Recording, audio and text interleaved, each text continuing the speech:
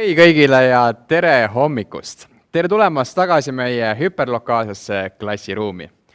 Taaskord on kätte jõudnud reede, täna on meil 7. oktoober ja alustame meie järgmise tunniga. Aga enne veel, head sõbrad, üks hästi oluline tähelepanek teile kõigile. Te olete täna nüüd kõik seal Zoomis ja teil on kõigil väga ilusad nimed. Aga hästi oluline oleks, et te vahetaksite oma Zoomi nimed ära nii, et seal oleks siis kas klassinimi või siis tähendab kooli nimi, või kui sa oled üksi näiteks oma telefoniga vaatamas meid täna, siis pane sinna enda nimi ja kus koolis sa oled, kui sa oled õpilane. Hästi oluline oleks, et teil kõikidel oleks kindlasti kooli nimed taga, sest pärast, kui me hakkame breakout ruumidesse minema, siis on meil hästi oluline, et me teaksime, keda kuhu jagada. Ma annan teile selle jaoks siin 30 sekundit nüüd umbes aega.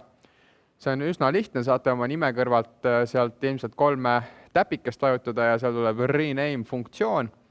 Pange kindlasti oma nime taha palun kirja, kus koolis te olete, eriti kes te olete näiteks kogu klassikomplektiga meid praegu ühiselt vaatamas. Ja samamoodi, kui sa oled üksi, oled kodus, vaatad meid oma telefonist, siis stiilis Peeter, Kadrioru Saksa Gümnaasium näiteks võib olla sinu nimeks tänases Zoomis. Senimaani, kuni te seda teete, siis mina olen endaga kaasa võtnud siin ühe raamatu. Ma alustaksin meie tänast tundi väikese sellise vahe sissepõikega. Kõige tähtsam küsimus on raamatu nimeks, autoriks on Peep Vain ja alapeatükk, milles sa andekas oled. Meil Eestis pole kombeks ennast kiita, peaaegu üldsegi mitte. Isegi siis, kui kiitus on tegelikult täiega välja teenitud. Kui Veerpalu 2002. aastal oma esimese olümpiakulla sai, ei öelnud tema treener Mati Alaver, et viimaks omet tõestasime, milleks oleme suutelised. Ta ütles hoopis, et polnud paha päev Eesti suusatamises. Oma tugevustest ja edust rääkimine on üsna maitsetu, oma suurtest ambitsioonidest rääkimine näib aga tõelise ketserlusena. Ma usun, et teil, head sõbrad, seda probleemi ei ole. Teie oskate oma ambitsioone kindlasti väljendada ja täna, kui teil on võimalik tutvustada oma valitud probleeme ja mis te seni teinud olete, siis te teete seda suurima enesekindlusega, näitamaks oma ambitsiooni selle kodutöö osas. Aga hea küll, mis ma siin ikka enam pläran, lähme edasi meie sisu osaga. Kes veel ei tea, siis juba 2 nädala pärast ootab ju meid koolivaheaeg. On mida kindlasti oodata, aga enne seda veel on ka vaja natukene tööd teha. Kontrollime, kas olete tundi kohale jõudnud ja kui nobedad on teie näpud.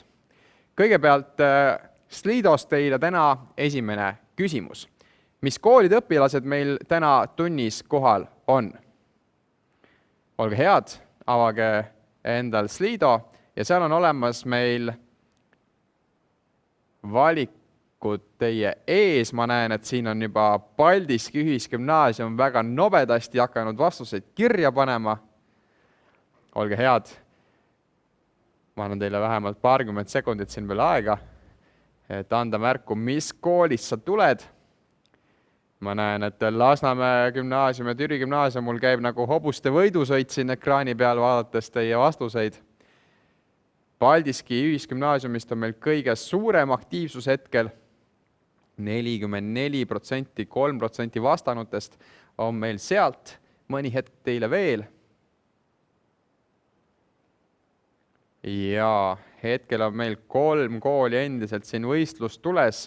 Keila koolist ja Kose gümnaasiumist hetkel vastuseid näha ei ole, aga kõige usinamad ja novenäpud on Paldiski Ühisgümnaasiumist. Keila koolist tuli ka siiski korraks vähemasti, tundub, et see oli vale vastus.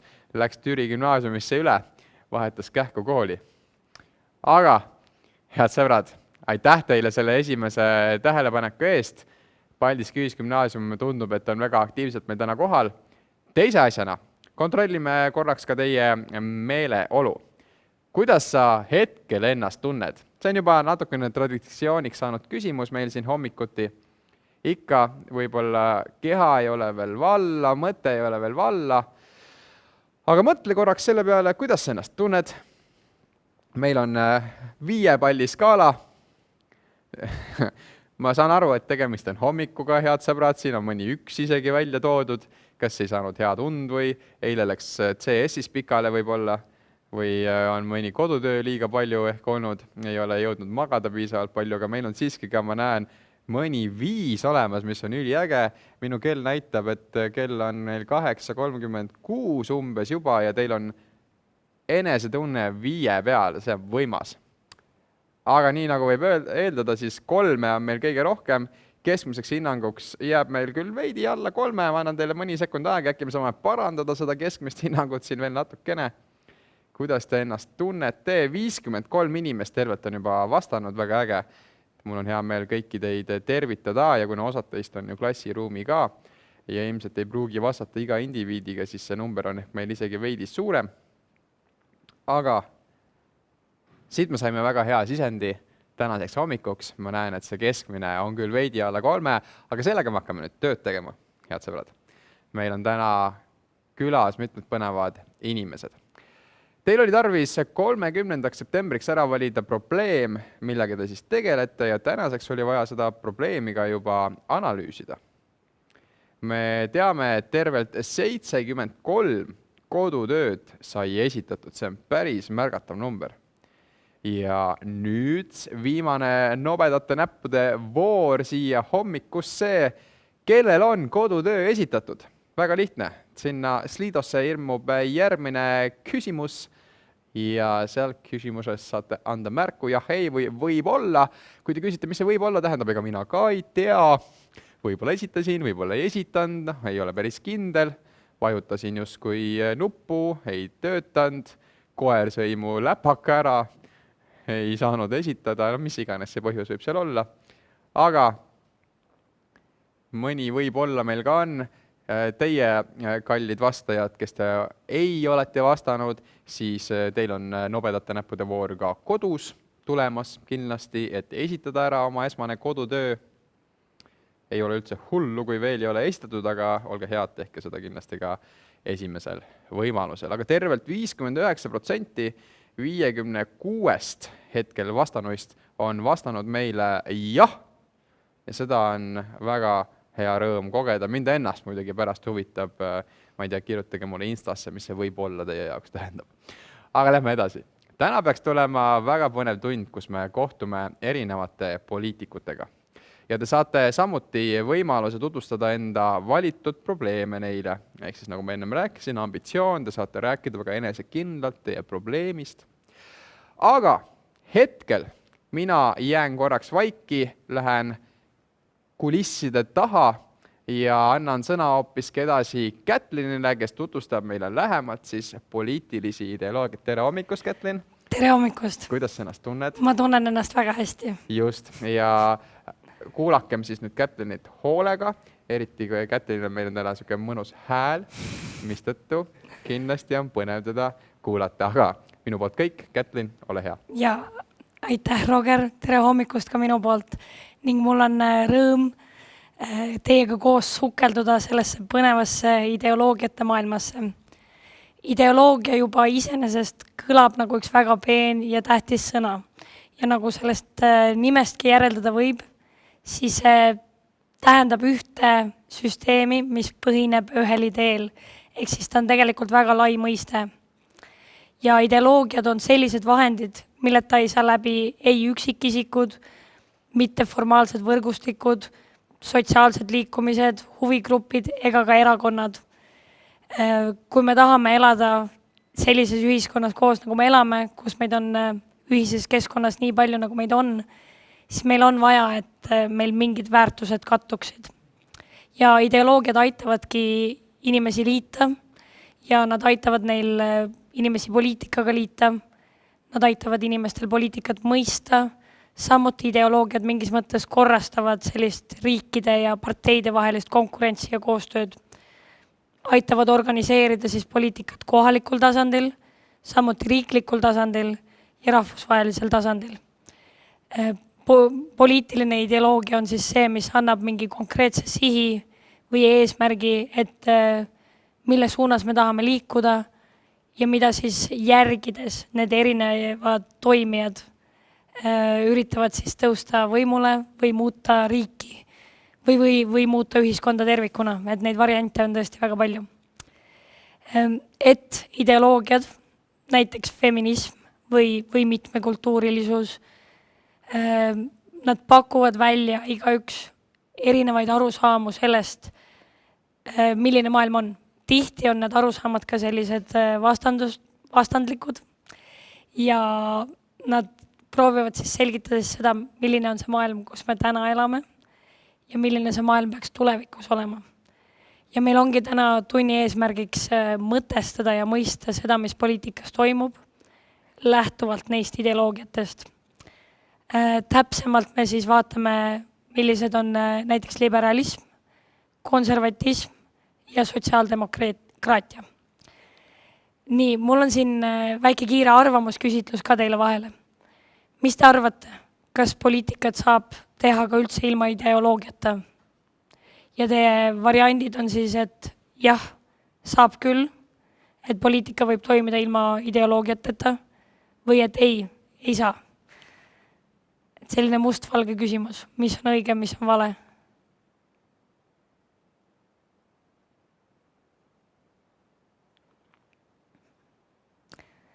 Ma näen, et hetkel enamik leiavad, et ei saa. Aga samas on ka neid, kes nagu ütlevad, et jah, saab küll. Ma loodan, et te tänaseks olete selle kursuse jooksul juba õppinud, et ega see maailm kunagi ei olegi nii mustvalge. Et jah, sa võid alati teha üksikuid otsuseid lähtudes sellest hetkeolukorrast, et iga küsimuse puhul sa otsustad eraldi, et kas et kuidas siin oleks seda kõige parem lahendada. Et sa võid siis valitseda nagu nii-öelda pragmaatiliselt. Ja sellisel juhul siis need erakondade sildid või jaotumine üldse erakondadesse ei olekski enam niivõrd oluline. Aga samas sul tekib siis nagu oht, et sa iga nagu lahendusega liigud erinevas suunas ja et sa ei suuda pakkuda sellist lõplikku visiooni, mille suunas liikuda. Need konkreetsed suunad, millest me täna räägime, on välja kujunenud juba mitmeid, kümneid, vahel isegi 100 aastaid tagasi. Tänases maailmas tegeleme me kohati täiesti uute küsimuste ja probleemidega.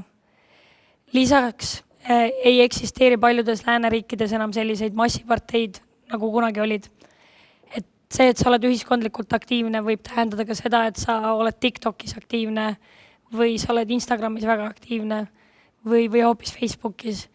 Ja sa võid olla aktiivne ainult nagu ühes konkreetses küsimuses. Võib-olla sulle läheb väga korda see, kuidas koheldakse meie riigis loomi. Või mingi muu selline konkreetne küsimus. Aga sa ei pruugi ennast nagu määratleda mingis konkreetses maailmavaatas. Et jah, üldiselt see kipub olema nii, et mingi tegu ja muutus eeldavad sellist ideoloogilist taustsüsteemi. Sul on ideed, sul on plaan, sul on siht ja veendumus, et see suund, kuhu ma lähen, on õige ja seda tehes me liigume nagu parema maailma poole. Ilma ideoloogiata sa võid nagu tiksuda siis nii-öelda tühikäigul ja tegeleda nende päevaprobleemidega ühekaupa. Et mulle isiklikult tundub, et mingi ideoloogia on ikkagi vajalik selleks, et neid otsuseid mõtestada ja ka õigustada mingeid valikuid teiste ees ning luua ka sidemeid siis kodanike, ühiskonna ja riigi vahel.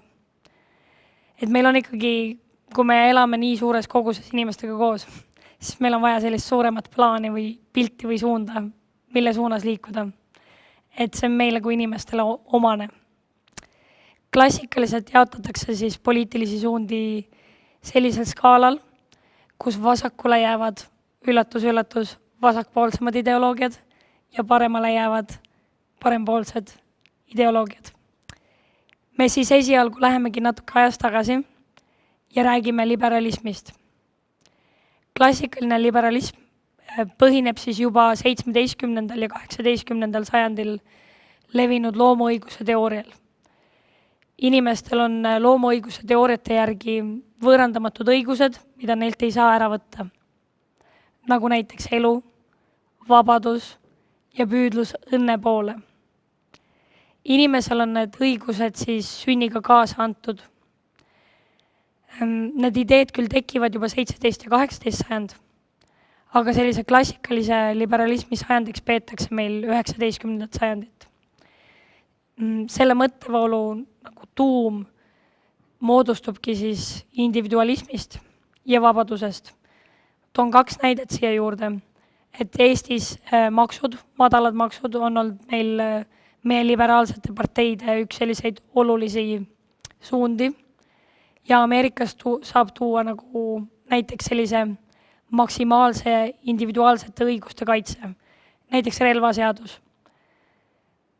Et selleks, et seda inimese täielikku vabadust rakendada, sul ongi tingimus see, et sul on võimalikult vähe riiki, ehk riik on õhuke. Samas see ei tähenda seda, et riik puuduks täielikult. Riik peab olemas olema selleks, et tagada korda ja kontrollida, et need kokkulepped ehk seadused on täidetud. Klassikaliste liberalistide arvates riik võiks olla nagu selline öövaht, kelle roll on piiratud indiviidide kaitsega teiste üksikisikute eest. Ja kõik teised vastutusvaldkonnad tuleks siis anda suveräänsete indiviidide kätte. Nüüd, kui me läheme majandusse, siis majandusvaldkonnas liberaalne maailmavaade tähendab seda, et turg toimib vastavalt vabade inimeste soovidele ja otsustele.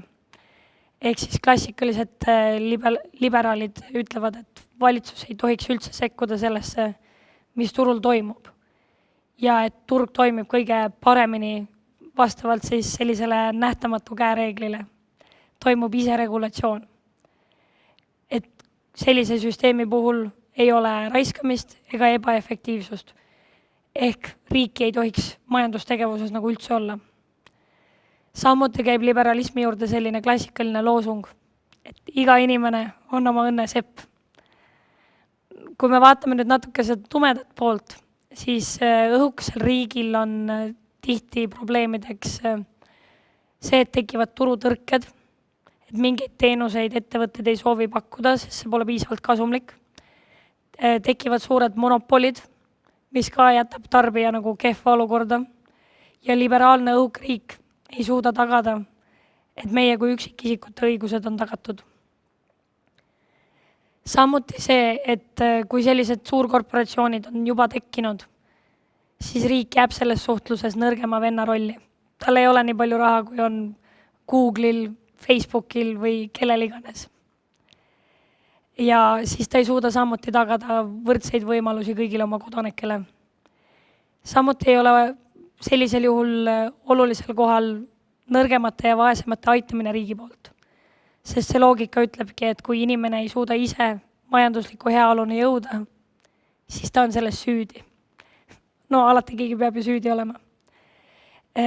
Pärast 20. sajandi keskpaika see klassikaline liberalism on ikkagi muutunud ja ta on läinud oma riigi ja üksikisiku käsitluses lähemale sotsiaaldemokraatiale, et ka täna ikkagi liberalism leiab, et riik peaks rohkem pakkuma. Me liigume siit edasi. Järgmine ideoloogia on konservatism. Konservatistid soovivad reformida ainult juhul, et säilitada. Ja nad laias laastus eelistavad, et reformid tuleksid nende inimeste vabast valikust, mitte poliitilistest käskudest. Nad leiavad, et neid muutusi ei tohiks vastu võtta liiga kiirelt ja ega ka vägivaldselt, vaid et ühiskond peaks arenema rahulikult ja stabiilselt, arvestades traditsioone ja enda kultuurilist ja ajaloolist tausta. Et olla tõeline konservatist, see tähendab, et sa oled vanale truu seni, kuni on tõestatud, et uus variant on parem. 19. sajandi algusest teise maailmasõjani oli konservatism tegelikult meelestatud ka natuke demokraatia vastaselt. Sest ta leidis, et lihtinimesi ei tohiks niivõrd vastutusrikka asja kui võimu juurde lasta. Seetõttu pooldasid nad tihti valimistsensusi, mis nende arvates pididki kindlustama, et ainult vastutusvõimeline osa ühiskonnast saab poliitika üle otsustada. Samas olid just konservatiivid need, kes Inglismaal olid need, kes seda valimistsensust alandasid ja lasid ka laiema osa ühiskonnast valimiskastide juurde. No üldine see konservatiivide hoiak oli küll selline, et lihtrahvast ei tohiks poliitikasse lasta, kuna nad lähtuvad liialt ainult enda oma huvidest ja ei pööra tähelepanu ühiskonna jaoks olulistele asjadele. Et konservatiivide hirm sellel ajal oligi see, et nad kartsid, et populistid pääsevad võimule ja tõeliselt kompetentne ja oskustega juhtkond tõrjutakse kõrvale. Konservatiivide jaoks ongi esmatähtis ühiskond, mitte niivõrd üksikisik nagu liberalismis. Ja erinevalt viimastest leiavad konservatiivid, et inimloomus seda ei saa 100% usaldada ja seetõttu peaks ühiskonda kontrollima ka riik. Pärast teist maailmasõda võttis ka konservatism omaks demokraatia, kuid leiab, et selle laiendamisest tuleks loobuda. Ka majanduspoliitikas võtsid nad üle liberaalide ideid, lubades täielikku vabaturumajandust. Seega konservatiivid tunnistavad, et majanduses on inimeste konkureeriv egoism hea ning seda ei tule piirata. Ent muus ühiskonnaelus on konservatism jätkuvalt teistel seisukohtadel. Nad leiavad, et riigivõim peab olema tugev ja säilitama kontrolli muude ühiskonnaelu väljendusvormide üle. Väga tihti on sellele maailmavaatele olulised just pereväärtused ja rahvuslik uhkus. Et ta erineb siis sotsiaaldemokraatiast ja liberalismist ja isegi kui ta on mõõdukalt mõjutatud nendest ideedest, siis ta nagu leiab, et rohkem rolli tuleks jätta kogukonnale oma elu korraldamises. Me siit liiguks hea meelega edasi sotsiaaldemokraatia suunas, kes siis on selline maailmavaade, mis on välja arenenud 19. sajandi keskpaigas ja selle peamiseks motivaatoriks omal ajal oli see, et tööliste eluolu ja tingimused ei olnud väga head. Ja sotsiaaldemokraadid siis pooldavadki stabiilset sotsiaalset õiglust, mis tagaks võrdsed võimalused kõigile. Ja selle eesmärk on siis tagada kõigile võrdsed võimalused eneseteostuseks, sõltumata sellest, et milline on nende sotsiaalmajanduslik olukord. Ja nad leiavad, et selle jaoks, et seda eesmärki saavutada, tuleks tulud oluliselt ümber jaotada. Väga tihti pooldavad sotsiaaldemokraadid astmelist tulumaksu. Nad leiavad, et see võiks tekitada olukorra, kus siis rikkaks on võimalik saada, aga et see rikas inimene peab seda tekitatud heaolu jagama ka teiste ühiskonna liikmetega. Nad pooldavad heaolu riiki, ehk siis kõigil peaks olema võimalikult hea elu ja riik peaks tagama kõigile sellise baas toimetuleku. Nad leiavad, et töö leidmine ja elatava palga teenimine ei ole ainult üksikisiku mure, vaid see on ka riigi mure. Ka see ideoloogia on ajaloo käigus korduvalt muutunud. Praegune sotsiaaldemokraatia on samamoodi laenanud mitmeid põhimõtteid nii liberalismist kui ka sotsiaalliberalismist. Näiteks võrdsete võimaluste põhimõte või selline positiivse vabaduse põhimõte. Et kui riik sekkub majandusellu, sest see suurendab kodanike sotsiaalset heaolu, siis see on hea. Et need ideed on siis nii-öelda laenatud. Teatakse ka siis sellist kolmandat teed ehk uus vasakpoolsust, mis leiab, et heaoluriik peab muutuma veel paindlikumaks ja konkurentsivõimelisemaks. Sellised mõtted arenevad siis välja 70-ndatel, 80-ndatelt. Ja heaoluriik siis peaks nõudma indiviidilt suuremat panustamist. Ja nad selle alusel leiavadki siis, et riik pole enam ainus, mis vastutab rahva ja heaolu eest. Et see heaolu tuleb meil tagada koos erasektori ja kolmanda sektoriga. Nagu te näete, on kõigi nende ideoloogiate puhul juured kuskil kaugemal ja koos ajaga ja koos ühiskonnaga on nad ka kõik teatud muudatusi läbi teinud. Siia vahele teeme ka väikese testi, et milline loosung teie arvates võiks sobida millise maailmavaate või ideoloogiaga kokku. Nii et tuleb jälle üles leida telefonist oma Slido ja seal liituda siis selle väikse quiziga.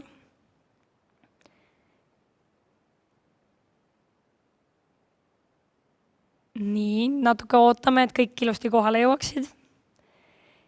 Ja ma küsin esimese küsimuse. Loosung. Lihtsad ja madalad maksud. Millisele maailmavaatele see võiks kõige paremini sobida? Variant A, liberalism. Variant B, konservatism. Või variant C, sotsiaaldemokraadid.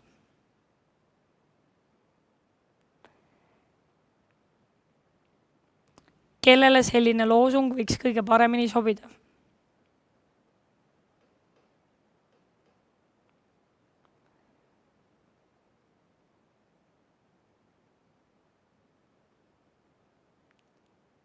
Vali üks kolmest, et ega siin valesti vastamise eest ka otseselt karistada ei saa.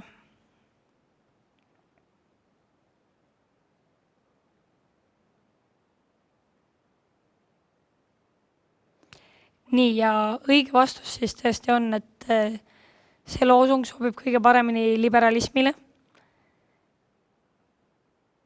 Ja me siit liiguks edasi järgmise küsimuse juurde, järgmise loosungi juurde ja siis me juba vaataks järgi, millisele maailmavaatele see sobib kõige paremini. Järgmiseks loosungiks on siis, et vabadused ja võimalused igale inimesele ja tervele ühiskonnale on vajalikud selleks, et minna edukamana edasi. Kuidas sulle tundub? Kuidas kõlab?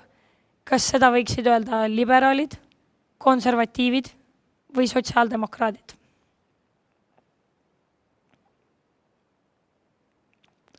Annan teile natuke aega vastamiseks, enne kui me edasi liigume. 43 on juba vastanud.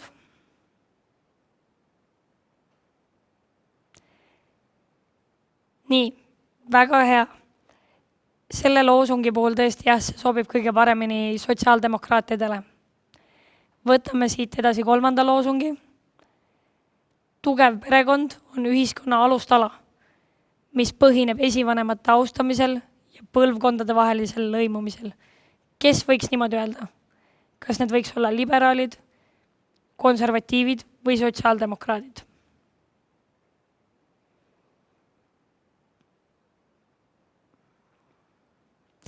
Nii, ja tõesti, selle loosungi puhul see sobib kõige paremini konservatiividele.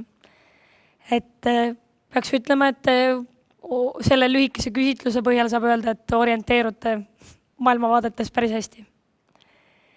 Muidugi on mitmeid liikumisi, mis sellest skaalast välja jäävad.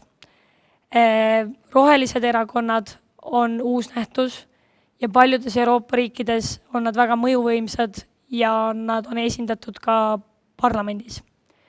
Kuskil 10 aastat tagasi levis Euroopas ka piraadiparteide loomine, kelle peamiseks teemaks olid internetivabadused. Ka Eestis oli piraadipartei olemas ja see on meil täna ka formaalselt olemas, aga aktiivselt ei tegutse. Rootsis piraadiparteil õnnestus isegi parlamenti saada.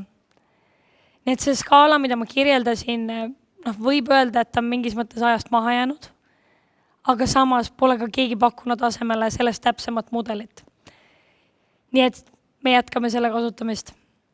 Valijale jääb endiselt alles vajadus kuidagi mõista, et millise ideoloogia baasil mingi erakond tegutseb.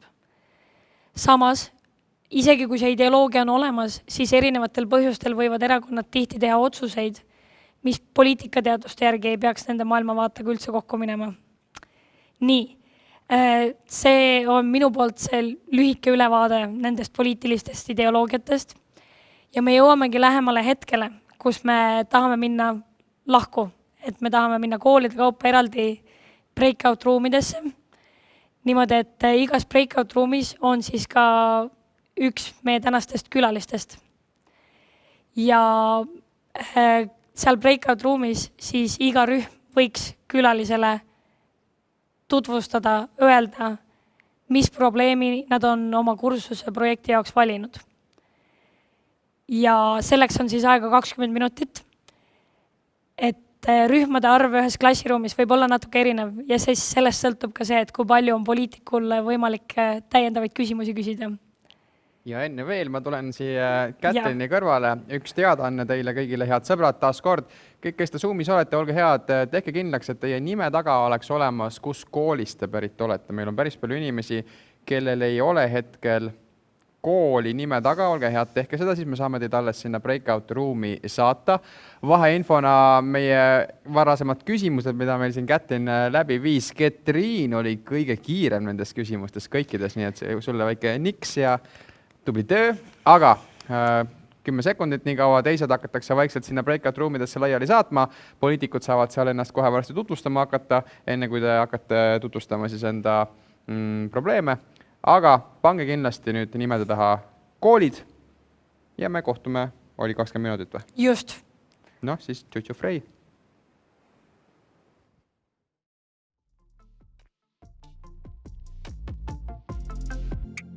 Ütle, kui mu heli läheb.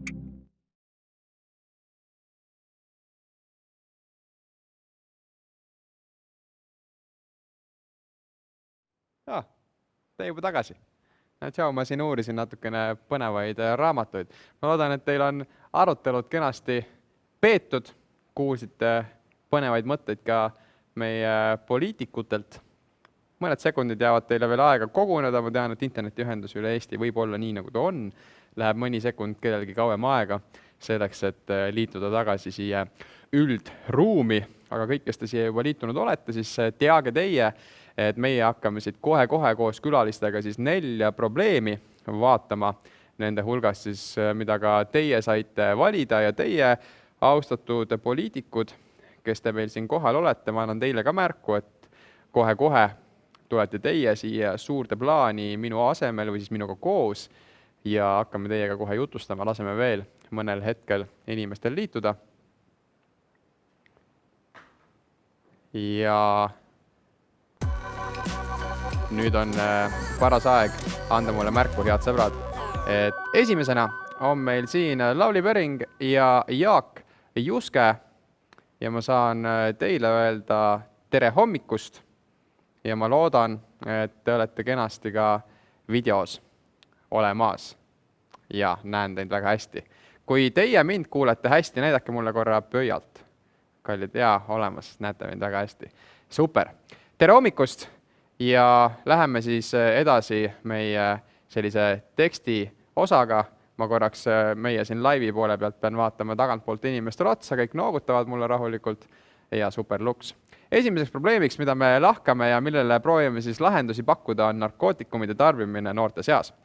Üks 2020. aasta uuring ütleb, et Eesti 15 ja 16 aastastest õpilastest on 38% enda sõnul tarvitanud mõnda narkootilist ainet. Ja see ei ole võrreldes 2015. aasta uuringuga üldsegi muutunud.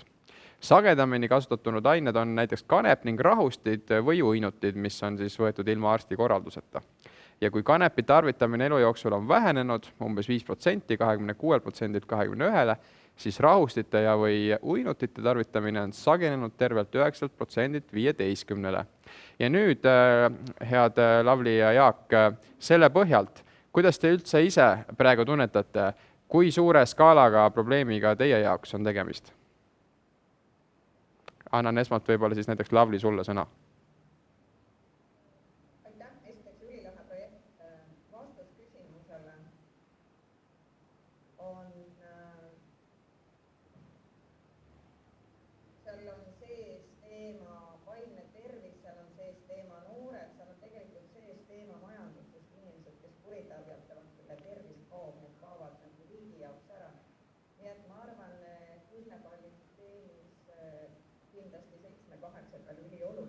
See ei ole 10, sellepärast, et tegelikult suur osa tööd on juba ka tehtud haridusprogrammides sees, aga lühivastus 10 Väga hea. Ja Jaak, sinule sama küsimus ja kuna Lavly juba alustas siin 10 palli skaalaga, siis ka sinu puhul 10 palli skaalal, mis see tunnetus on, kuivõrd tõsine see probleem on?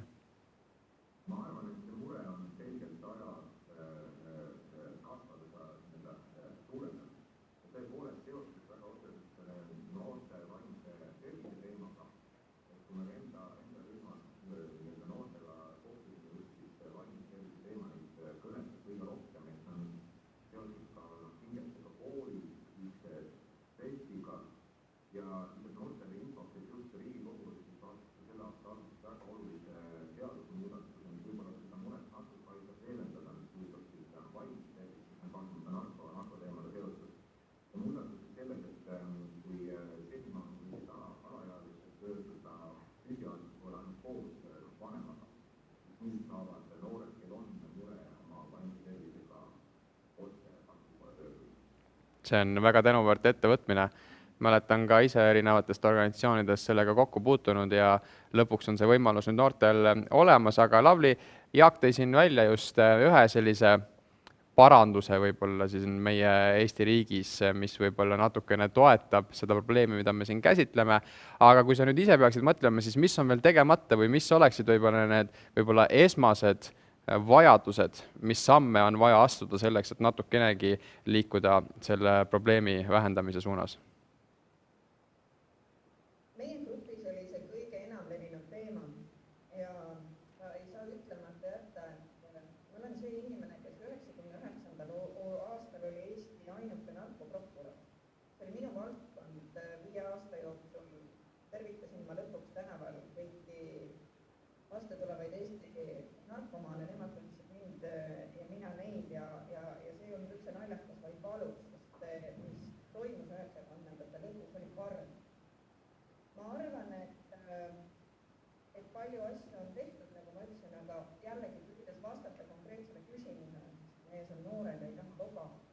Ma ütlen teile, mida ma olen näinud, et ega keeldude, käskude ja ainvangi panekuga ei saa. Samas ütlen, et mina olen parempoolsed esindaja. Parempoolsed usuvad lihtsasse asja, et inimene ise teeb kõige õigemad otsused. Ja ma tegelikult usun seda ka, et võitluses narkoga peavad olema kõik kihid täidetud. See, mis puudutab see ise enda inimese vastutus, siis noorte puhul kindlasti ei ole asi ainult õiguses. Mina ise otsustan, mina tahan tarvitada kanepit, vaid kogu sellise täiskasvanute maailma vastutusest.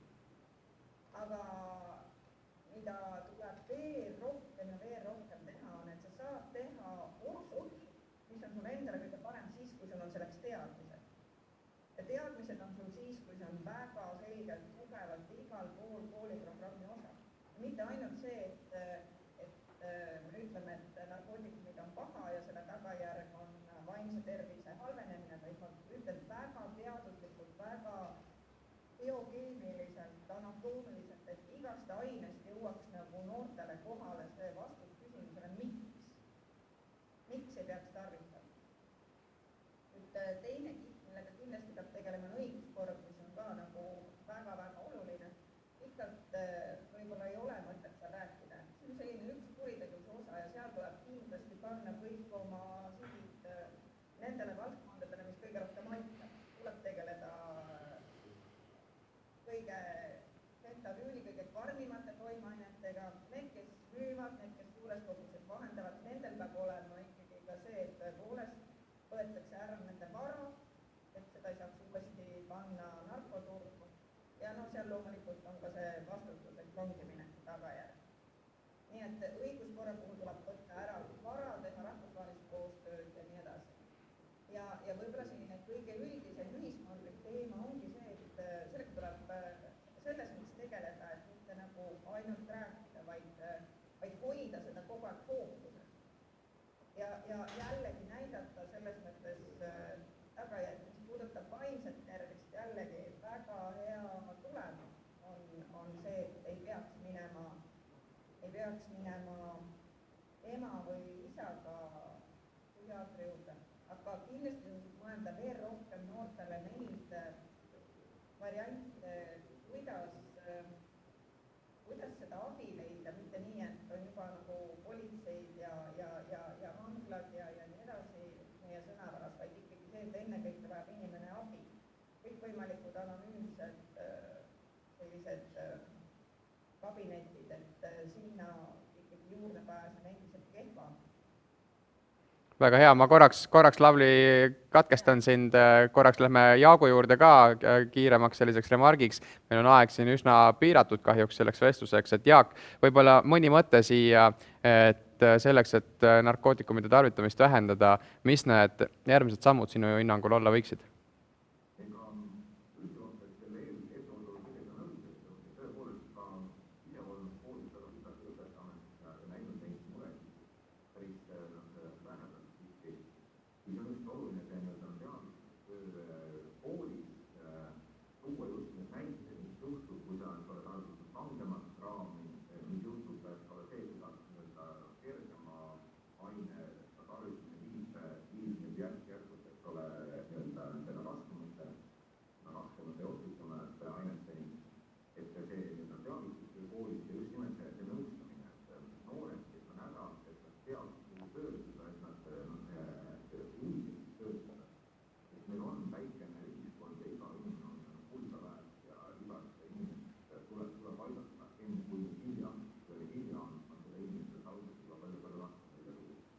Super.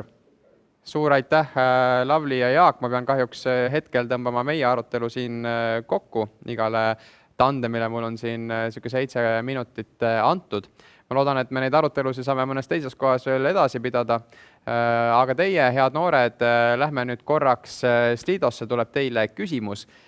Ja küsimus, mida me teie käest tahame siis vastusena näha, kas teie meelest tuli selle arutelu kaudu välja poliitikute maailmavaateline erinevus ja senimaani, kuni te vastate sellele küsimusele, ma küsin Kätline käest väga lühidalt, et kiire mõttepõrgatus, mis mõtteid see vestlus tekitas? No siin oli mõlemal juhul fookus juba nagu sellel, et kuidas tegeleda sellega, et inimesed üldse ei tahaks nagu tarbida selliseid aineid, mis võiksid leevendada mingeid probleeme, mis su sees on, et siin oli juba nagu fookus selles, et mis on inimese sees valesti või katki, et ta jääb sõltuvusse või et ta tahab keelatud ainet proovida.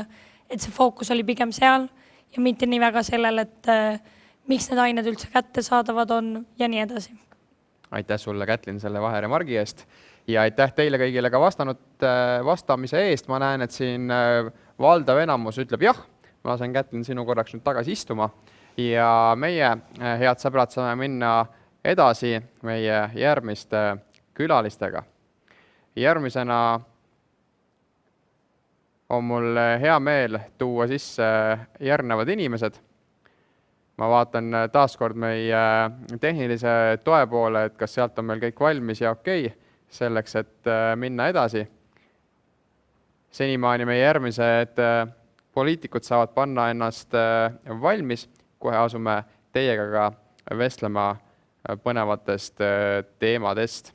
Ma loodan, et kõik kallid õpilased, kes te meid täna vaatate, et te jõuate meid kenasti lõpuni ära vaadata ja kui peaks olema kellelgi olukord, kus päris lõpuni ei saa täna vaadata, siis meil on õnneks klassiruum.ee veebilehes ju kõik võimalik ka järel vaadata, selleks, et teil oleks see info olemas, kui te oma kodutöid ka teete.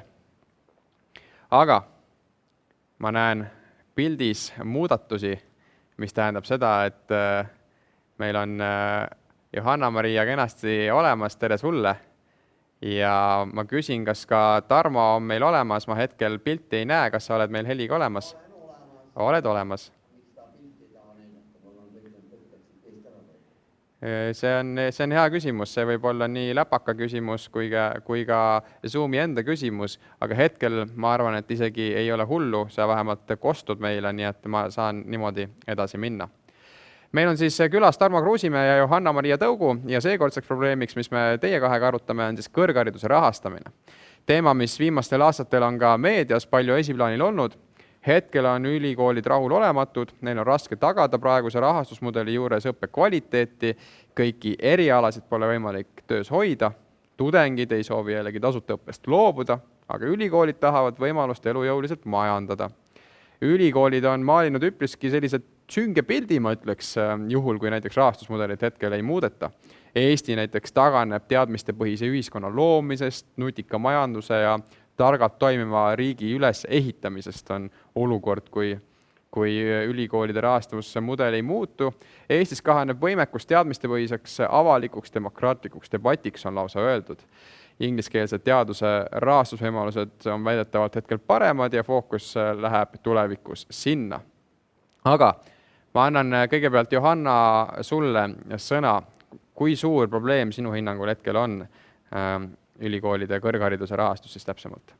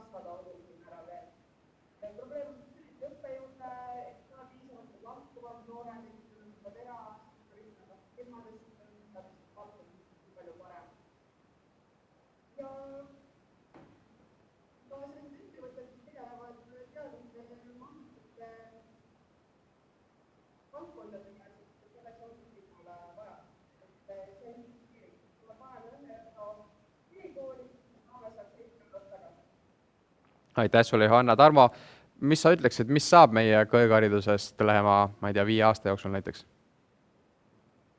No nüüd on ikkagi otsustatud sinna vähekene seda raha juurde panna, aga vahepeal on tekkinud ütleme suur auk. Selle auku on hakatud täiendama võib-olla ingliskeelsete õppekavadega, kas see ei ole küll jälle selline riigi huvi, et meie tasuta kõrgharidus oli mõeldud ikkagi esmalt meie eestikeelse kõrghariduse edendamiseks. Kas ta võiks olla selline variant, et 80% paneb riik ja 20% oma vastutus oleks õpilasel? Ma arvan, et see võiks olla selline võimalus. Samas võiks olla meil ka suunamised ja ei peaks olema liiga kergekäeliselt, et meil kõik armavad nendele riiklikele kohtadele, aga teises semestris nad valivad endale juba meile tänase mingit majandust. Me saame kordades hunnikus keskpäraseid majandusinimesi, aga neid riiklikke kohti, mida me soovime täita, neid jäävad ikkagi tühjaks.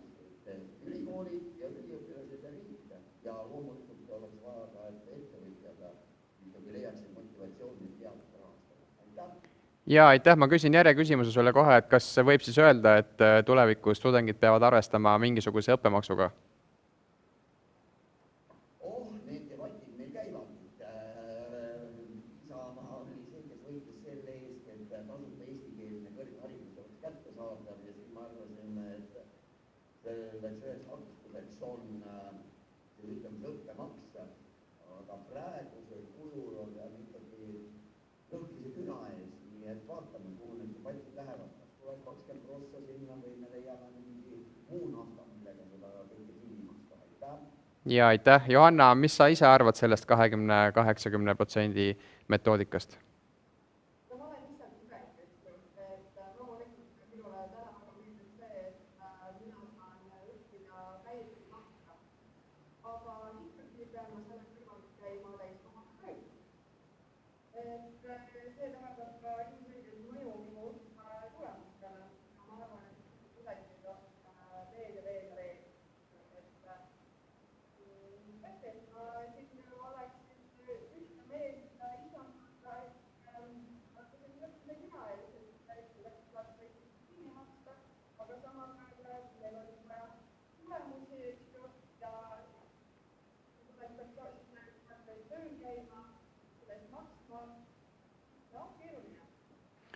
Nüüd, kui me räägime kõrghariduse rahastamisest, siis üks põhiline temaatika, mis alati sisse tuuakse, on eraraha kaasamine ja et oleks vaja motiveerida siis eraettevõtteid senisest rohkem toetama ühel või teisel viisil siis kõrgharidust. On sul, Johanna, taskust võtta mõni mõte, kuidas see toimida võiks? kuidas eraraha kaasata kõrgharidusse, on siis lühike küsimus. Kas see peaks olema läbi investorite või läbi sponsorluse või ehitada hoopis niisugune uus valdkond käes? See peaks olema haridusinnovatsioon. Tarmo, mis sinu hinnangul see järgmine samm olema peaks selleks, et võib-olla natukene seda debatti kas just vaigistada, aga et inimesed tunneksid ennast kindlamalt? Inimesed võiksid ka läbi mõelda, et mida nad õppima lähevad ja kui mõttekas see on, et ülikool ei ole lapsepõlve pikendamine või minnakse lihtsalt näis pärast, mida ma teha tahan, kuna nad olid sisseastumiseksamid ja juba gümnaasiumis ikkagi vaadati, et kuhu poole soovitakse minna. Minul 2 tütart mõlemad läksid õppima erinevaid asju ja ma ei tea, kui palju nad selle ala peale jäävad, aga elu näitab, et kui see oleks ikkagi raha eest, siis nad kaaluks, siis oleks võib-olla üks tütar oleks nagu ajakirjanik, kui see ikka praegu raha eest oleta ja siis suhte korraldaja. Aitäh! Aitäh, Tarmo, aitäh, Johanna, meie aeg on hetkel kahjuks läbi saamas. Mina soovin teile jätkuvat jõudu teie igapäevatöös ja nüüd lähme teie juurde, head sõbrad, kallid õpilased. Küsimus, kas teie meelest selle arutelu kaudu tuli välja poliitikute maailmavaateline erinevus ja senimaani, kuni te vastate, siis mul on siin taaskord tänane ekspert Kätlin, taaskord üks arutelu peetud. Mis mõtted tulid? No siin olid väga erinevad nagu vaatenurgad selles mõttes, et jah, meil oli 2 erakonda, et üks oli roheline ja teine oli Isamaa, aga ka need inimesed ise esindasid mingis mõttes erinevaid persoonasid. Üks on ise hetkel tudeng, kes õpib tasuta ja teine on isa, kellel on nagu 2 last, need, kes ülikoolis on käinud ja sealt edasi läinud. Eks laias laastus mulle tundub, et siin kõik tahavad nagu parimat, aga keegi ei taha neid nii-öelda karme tõdesid võib-olla väga otse välja öelda, et see on see, mis mulle tundub. Jah, ja kui ma vaatan teie vastuseid, siis pigem valdav enamus ütleb jah, saadame Kätlini korraks tagasi pingile istuma. Enamus ütlevad jah, mõned võib-olla, pigem jah on siin vastused, nii et tundub, et ikkagi teatavat erisust nägite selles vestluses. Ja me oleme jõudnud nüüd meie 3. aruteluni, minuga on liitumas või juba liitunud siis 2 järgmist toredat inimest, nendeks on Andres Sutt ja Aleksei Jašin ja probleemiks seekord on siis valimisaktiivsuse langus. Ja teeme ka väikese testi kohe, kas minuga kallid külalised on olemas, teeme kõigepealt hääletesti, Andres olemas ja Aleksei? Ja super, tere teile mõlemale. Nüüd ma näen teid ka enda pildis väga hästi. Viimastel kohalike omavalitsuste valimistel osales kõigist hääletajatest siis 54,8% valijatest. Madalaim oli aktiivsus Ida-Virumaal ja kõrgeim oli see Jõgevamaal. Ja enne seda 2019 olid meil mitmed valimised, Europarlamendi valimistel oli valijate osakaal 37,6%. Ja samal aastal siis Riigikogu valimistel oli see aktiivsus 63,7%. Samas me teame, et 90ndate esimeses pooles toimunud Riigikogu valimistel oli valimisaktiivsus sageli seal 70% lähedal.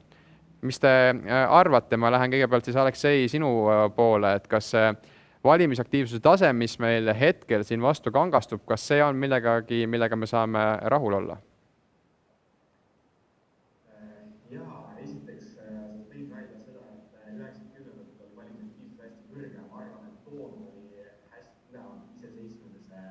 Emotsioonid inimestes hästi patriootlikud tunded, et inimesed kõik tahtsid teha poliitikat, see oli nagu auväärt asi ja teisigi iseseisvusele ja nagu head esindajad riiki valitsema viia.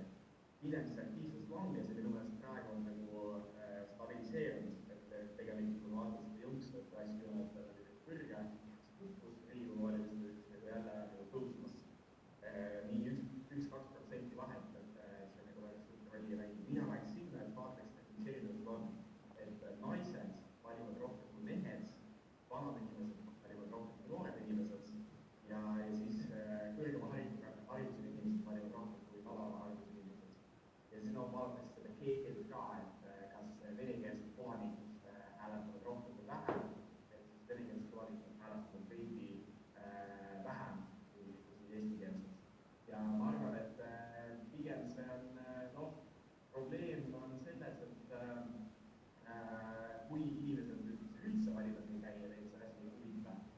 kuidagi neuteeritud, et inimesed ei usu poliitikasse, inimesed ei usalda Riigikogu valitsust.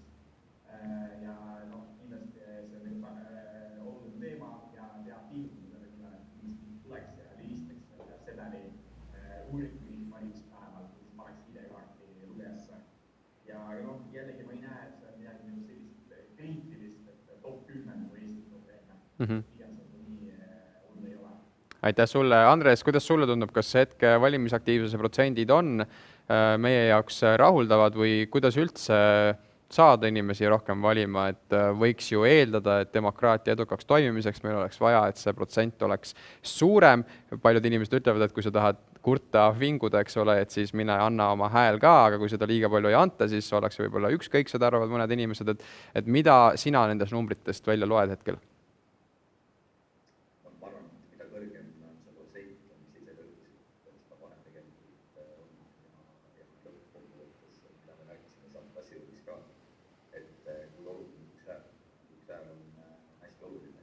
Teame, et on olnud ühe häälega inimesi, kes on jäänud Riigikogust välja. Kui me võtame näiteks Brexiti referendumi või noored oleks olnud aktiivsemalt oma meelt avaldamas või meelsust avaldamas, oleks võib-olla valimised oleks tulevad teistsugune. Nii et ennekõike on küsimus sellest, kuidas me suudame tuua rohkem inimesi valimiskasti juurde ja ma arvan, Eestil siin on kindlasti see, kus olemas, et vaatame näiteks Läti valimisi, äsja toimusid seisma päris pikalt järjestas oma häält anda.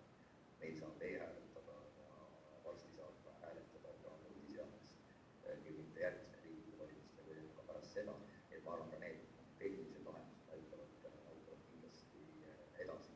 Kõige olulisem on ikkagi inimeste teadlikkus ja usk sellesse, et minu häälest sõltub ja loeb.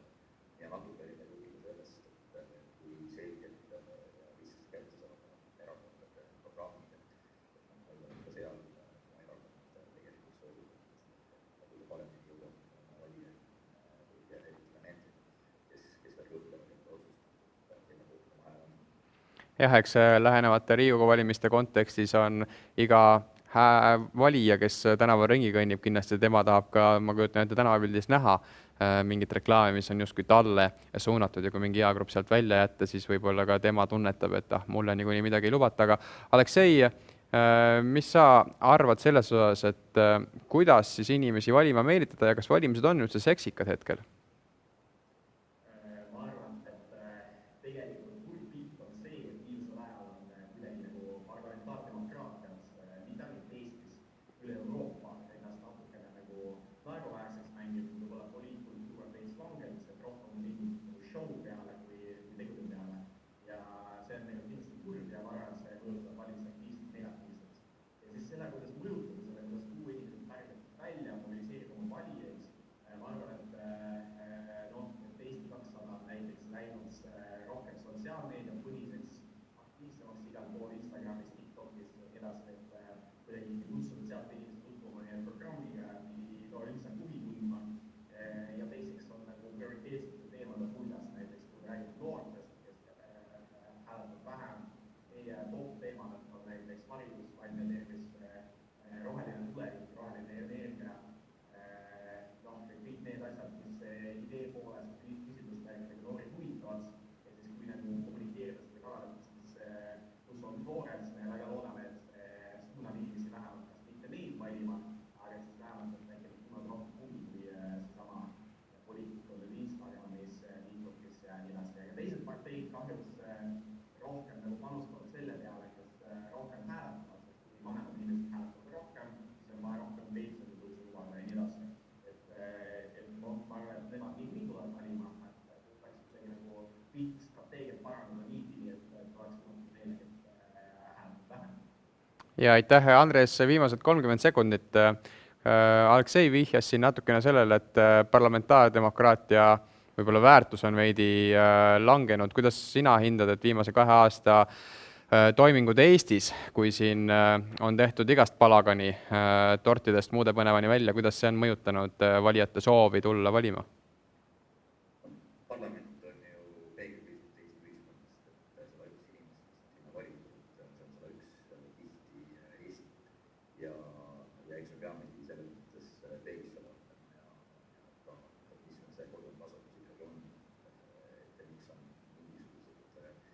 väljaütlemised sellisel kujul, nagu siin sageli juhtub.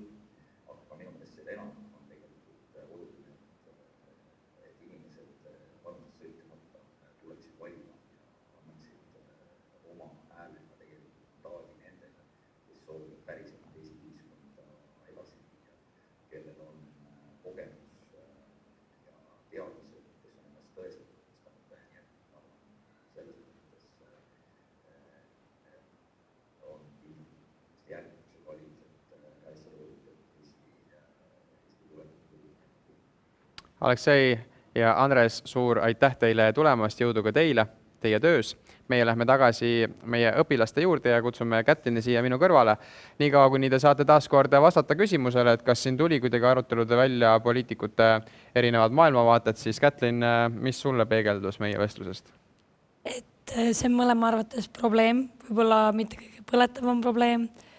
Ja siis sealt edasi läks see nagu natuke lahku, et Aleksei juba rääkis konkreetsemalt sellest, et kuidas siis nagu nende valijateni jõuda.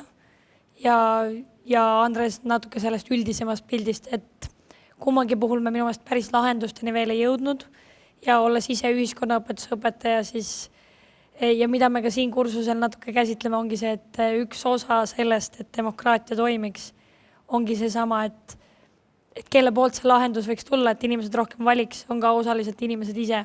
Et me peamegi ennast harima ja harima kõiki, et meil kõigil oleks huvi seda demokraatia kvaliteeti hoida. Super, aitäh sulle, Kätlin. Saadame su tagasi puhkama uuesti korra.